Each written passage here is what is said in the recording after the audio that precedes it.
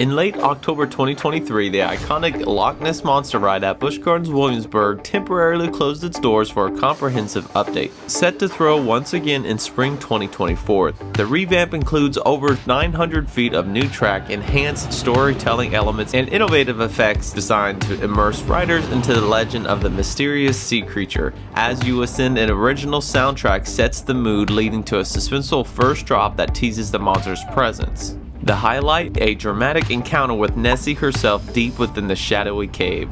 This update promises a modern twist on the classic coaster, blending nostalgia with new thrills for an unforgettable experience. While we wait, let's check out this POV of the ride just before its closure. Thank you and enjoy your ride on the